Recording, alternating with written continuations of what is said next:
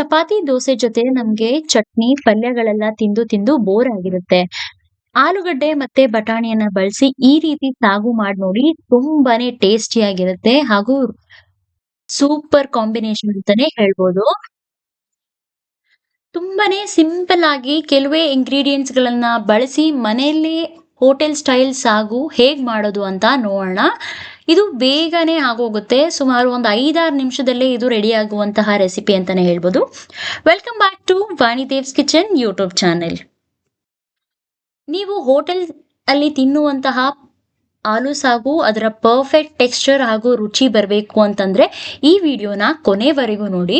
ನಾನಿಲ್ಲಿ ಒಂದು ಕಡಾಯನ್ನ ತಗೊಂಡು ಅದಕ್ಕೆ ಒಂದ್ ಸ್ವಲ್ಪ ಸಾಸಿವೆ, ಒಂದ್ ಸ್ವಲ್ಪ ಜೀರಿಗೆನ ಹಾಕೊಂಡು ಸ್ವಲ್ಪ ಅದನ್ನ ಸಿಡಿಲಿಕ್ಕೆ ಬಿಡ್ತಾ ಇದ್ದೀನಿ. ಅದಾದ್ಮೇಲೆ ಒಂದ್ ಸ್ವಲ್ಪ ಕರ್ಬೇವಿನ ಸೊಪ್ಪು ಹಾಕೊಂಡು ಅದನ್ನು ಸಹ ಸ್ವಲ್ಪ ರೋಸ್ಟ್ ಮಾಡಿಕೊಂಡು ಈಗ ಈರುಳ್ಳಿ ಅಂದ್ರೆ ನಾನಿಲ್ಲಿ ಒಂದು ದೊಡ್ಡ ಸೈಜ್ ಈರುಳ್ಳಿಯನ್ನ ಸಣ್ಣದಾಗಿ ಹೆಚ್ಕೊಂಡು ಅದನ್ನ ಇದಕ್ಕೆ ಸೇರಿಸ್ಕೊಳ್ತಾ ಇದ್ದೀನಿ. ಮೀಡಿಯಂ ಸೈಜ್ ಈರುಳ್ಳಿ ಆದ್ರೆ ನೀವು 2 ಸೇರಿಸ್ಕೋಬಹುದು. ಮತ್ತಿಲ್ಲಿ ಸಣ್ಣದಾಗಿ ಹೆಚ್ಚಿಟ್ಕೊಂಡಿರುವಂತಹ ಅರ್ಧ ಕ್ಯಾಪ್ಸಿಕಮ್, ಒಂದು 6-8 ಬೀನ್ಸ್ ಹಾಗೂ ಒಂದು ಮೀಡಿಯಂ ಸೈಜ್ ಕ್ಯಾರೆಟ್, ಇದು ಮೂರನ್ನು ಸಣ್ಣದಾಗಿ ಹೆಚ್ಕೊಂಡು ಈ ಎಣ್ಣೆಯಲ್ಲೇ ಸೇರಿಸ್ಕೊಂಡು ಇದನ್ನ ಸಹ ಚೆನ್ನಾಗಿ ಬಾಡಿಸ್ಕೋಬೇಕಾಗತ್ತೆ. ನಾನು ಆಲೂಗಡ್ಡೆ ಮತ್ತೆ ಬಟಾಣಿಯನ್ನ ಸೆಪರೇಟ್ ಆಗಿ ಬೇಯಿಸ್ಕೊಂಡಿದ್ದೀನಿ. ನೀವು ಬೇಕಿದ್ರೆ ಒಂದರಲ್ಲೇ ಹಾಕೊಂಡು ಬೇಯಿಸ್ಕೋಬಹುದು. ಜಸ್ಟ್ ನಾನು ಒಂದು ವಿಸಿಲ್ ಅನ್ನ ತಗೊಂಡಿದ್ದೀನಿ. ಈಗ ಆ ಹಸಿ ಬಟಾಣಿ ಏನಿತ್ತು ಬೇಯಿಸ್ಕೊಂಡಿರುವಂತದ್ದು ಅದನ್ನ ನಾನು ಇದ್ರೊಳಗಡೆ ಸೇರಿಸ್ಕೊಂಡು ಒಂದು ಅರ್ಧ ನಿಮಿಷ ಅಂದ್ರೆ ಒಂದು 30 ಸೆಕೆಂಡ್ ಅಥವಾ ಒಂದು 40 ಸೆಕೆಂಡು ಅದನ್ನ ಸ್ವಲ್ಪ ಬಾಡಿಸ್ಕೋಬೇಕಾಗತ್ತೆ. ಮತ್ತಿಲ್ಲಿ ಖಾರಕ್ಕೆ ನಾನು ಹಸಿಮೆಣಸಿನಕಾಯಿಗಳನ್ನ ಸೇರಿಸ್ಕೊಂಡಿದ್ದೀನಿ. ನಾನಿಲ್ಲಿ ಸುಮಾರು ಒಂದು 6-7 ಮೆಣಸಿನಕಾಯಿಗಳನ್ನ ಸೇರಿಸ್ಕೊಂಡಿದ್ದೀನಿ. ನೀವು ನಿಮ್ಮ ಖಾರಕ್ಕೆ ಅನುಗುಣವಾಗಿ ನೀವು ಸೇರಿಸ್ಕೋಬಹುದು. ಅದನ್ನು ಸಹ ಸೇರಿಸ್ಕೊಂಡು ಚೆನ್ನಾಗಿ ರೋಸ್ಟ್ ಮಾಡಿಕೊಂಡು ಈಗ ರುಚಿಗೆ ತಕ್ಕಷ್ಟು ಉಪ್ಪನ್ನ ಸೇರಿಸ್ಕೊಂಡು ಚೆನ್ನಾಗಿ ಮಿಕ್ಸ್ ಮಾಡ್ಕೋಬೇಕು. ನೋಡ್ತಾ ಇದ್ದೀರಲ್ಲ, ತರಕಾರಿ ಮತ್ತೆ ಈರುಳ್ಳಿಗಳೆಲ್ಲ ಚೆನ್ನಾಗಿ ಅದರ ಕಲರ್ ಚೇಂಜ್ ಆಗಿ ಈಗ ಒಂದು ಬಟ್ಲನ್ನ ತಗೊಂಡು ಅದಕ್ಕೆ ಕಾಫಿ ಲೋಟದಲ್ಲಿ 1 ಲೋಟದಷ್ಟು ನೀರನ್ನ ಸೇರಿಸ್ಕೊಂಡು ಒಂದು 2 ಮೀಡಿಯಂ ಸೈಜ್ ಸ್ಪೂನ್ ಅಲ್ಲಿ ಕಡಲೆ ಹಿಟ್ಟನ್ನ ಸೇರಿಸ್ಕೊಳ್ತಾ ಇದ್ದೀನಿ. ರೆಡಿಮೇಡ್ ಕಡಲೆ ಹಿಟ್ಟನ್ನ ತಗೊಂಡಿದ್ದೀನಿ. ಇದನ್ನ ನಾನು ಇಲ್ಲಿ ಲಂಪ್ಸ್ ಇಲ್ಲದಂತೆ ಚೆನ್ನಾಗಿ ಅದನ್ನ ಹಿಟ್ಟನ್ನ ನೀರಲ್ಲಿ ಕರ್ಸ್ಕೋಬೇಕಾಗುತ್ತೆ. ನೋಡ್ತಾ ಇದ್ದೀರಲ್ಲ, ತರಕಾರಿ ಎಲ್ಲ ಚೆನ್ನಾಗಿ ರೋಸ್ಟ್ ಆಗಿದೆ. ಈಗ ಫ್ರೈ ಆದ್ಮೇಲೆ ತರಕಾರಿಗಳು ಇದಕ್ಕೆ ನಾನು ಒಂದು ಮೀಡಿಯಂ ಸೈಜ್ ಟೊಮ್ಯಾಟೊ ಅದನ್ನು ಸಹ ಸ್ವಲ್ಪ ಸಣ್ಣದಾಗಿ ಹೆಚ್ಕೊಂಡು ಅದನ್ನು ಸಹ ಇದರಲ್ಲಿ ಸೇರಿಸ್ಕೊಂಡು ಈಗ ಇದನ್ನು ಸಹ ಚೆನ್ನಾಗಿ ಎಣ್ಣೆಯಲ್ಲಿ ಫ್ರೈ ಮಾಡ್ಕೊಳ್ಳೋಣ. ಟೊಮ್ಯಾಟೊ ಸಾಫ್ಟ್ ಆಗೋವರೆಗೂ ನಾವು ಇದನ್ನ ಚೆನ್ನಾಗಿ ರೋಸ್ಟ್ ಮಾಡ್ಕೋಬೇಕಾಗುತ್ತೆ. ಫ್ರೆಂಡ್ಸ್, ಇನ್ನು ಯಾರೆಲ್ಲ ನನ್ನ ಚಾನೆಲ್ಗೆ ಸಬ್ಸ್ಕ್ರೈಬ್ ಆಗಿಲ್ವೋ ಅವರೆಲ್ಲ ಈ ಕೂಡಲೇ ಸಬ್ಸ್ಕ್ರೈಬ್ ಮಾಡ್ಕೊಳ್ಳಿ ಹಾಗೂ ಪಕ್ಕದಲ್ಲಿ ಇರುವಂತಹ ಬೆಲ್ ಐಕನ್ ಅನ್ನ ಪ್ರೆಸ್ ಮಾಡೋದನ್ನ ಮರಿಬೇಡಿ.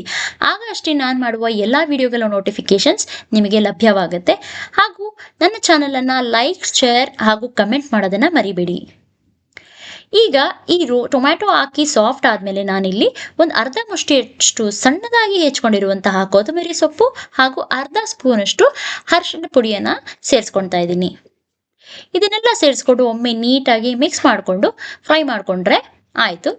ಈಗ ಈ ಕಡಲೆ ಹಿಟ್ಟು ನೀರಲ್ಲಿ ಹಾಕಿ ಚೆನ್ನಾಗಿ ಕಲಸಿಟ್ಕೊಂಡಿದ್ವಲ್ಲ ಅದನ್ನ ಸಹ ನಾವು ಇದಕ್ಕೆ ಸೇರಿಸ್ಕೊಂಡು ಕಂಪ್ಲೀಟ್ ಆಗಿ ಚೆನ್ನಾಗಿ ಲಂಪ್ಸ್ ಇಲ್ಲದಂತೆ ನೀಟಾಗಿ ಮಿಕ್ಸ್ ಮಾಡ್ಕೋಬೇಕಾಗತ್ತೆ. ನೋಡ್ತಾ ಇದ್ದೀರಲ್ಲ, ಕನ್ಸಿಸ್ಟೆನ್ಸಿ ಎಷ್ಟು ಬೇಗ ಚೇಂಜ್ ಆಯ್ತು ಅಂತ ಹೇಳಿ. ನೋಡಿ, ಅದು ಸ್ವಲ್ಪ ಗಟ್ಟಿ ಆಗ್ತಾ ಬರ್ತಾ ಇರುತ್ತೆ ಆ ಸಾಗು ಅನ್ನೋದು.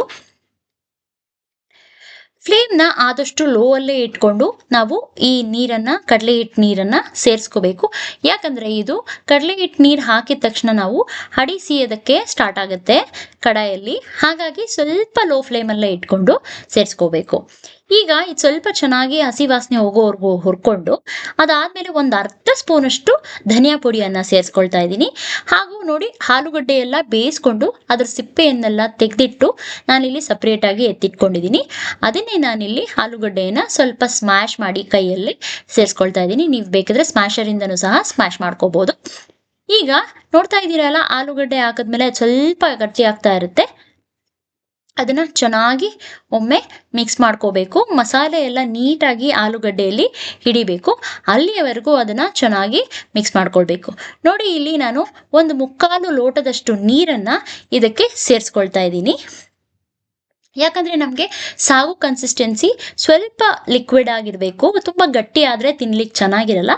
ಹಾಗಾಗಿ ಇಲ್ಲಿ 1/4 ಲೋಟದಷ್ಟು ನೀರನ್ನು ಸೇರಿಸ್ಕೊಂಡು ಚೆನ್ನಾಗಿ ಮಿಕ್ಸ್ ಮಾಡ್ಕೋಬೇಕು. ಆಲೂಗಡ್ಡೆ ತುಂಬಾ ದಪ್ಪ ದಪ್ಪ ಇರಬಾರ್ದು. ಸಾಗುವಲ್ಲಿ ಆದಷ್ಟು ಸ್ವಲ್ಪ ಸ್ಮ್ಯಾಶ್ಡ್ ಆಗಿದ್ರೇ ಅದ್ರ ಫ್ಲೇವರ್ ಅಂತೂ ರುಚಿಯಾಗಿರುತ್ತೆ. ಅವಾಗ ಪರ್ಫೆಕ್ಟ್ ಟೆಕ್ಸ್ಚರು ಬರುತ್ತೆ. ನೋಡ್ತಾ ಇದ್ದೀರಲ್ಲ ಎಷ್ಟು ಕಲರ್ಫುಲ್ ಆಗಿ ಸಾಗು ರೆಡಿ ಆಗೇ ಹೋಯ್ತು ಅಂತ ಹೇಳಿ. ದೋಸೆ, ಚಪಾತಿ ಹಾಗೂ ಇಡ್ಲಿಗೆ ಇದಂತೂ ಪರ್ಫೆಕ್ಟ್ ಕಾಂಬಿನೇಷನ್ ಅಂತಾನೆ ಹೇಳ್ಬೋದು. ಹೋಟೆಲ್ ಸ್ಟೈಲಲ್ಲಿ ಇಷ್ಟು ಚೆನ್ನಾಗಿ ಇಷ್ಟು ಬೇಗನೆ ಆಗಿರುವಂತಹ ರೆಸಿಪಿ ನಾವು ಮನೆಯಲ್ಲೇ ಸಿಂಪಲ್ ಆಗಿ ಹೇಗೆ ಮಾಡೋದು ಅಂತ ಹೇಳ್ಕೊಟ್ನಲ್ಲ. ಇನ್ನಷ್ಟು ಹೊಸ ವಿಡಿಯೋಸ್ಗಳಿಗಾಗಿ ನಿಮ್ಮ ಪ್ರೋತ್ಸಾಹ ಬೇಕು. ಹೀಗೆ ನನ್ನ ಚಾನಲನ್ನು ಸಬ್ಸ್ಕ್ರೈಬ್ ಮಾಡಿ ಹಾಗೂ ಸಪೋರ್ಟ್ ಮಾಡಿ ಅಂತ ಹೇಳ್ತಾ, thank you so much for watching this video. Keep watching.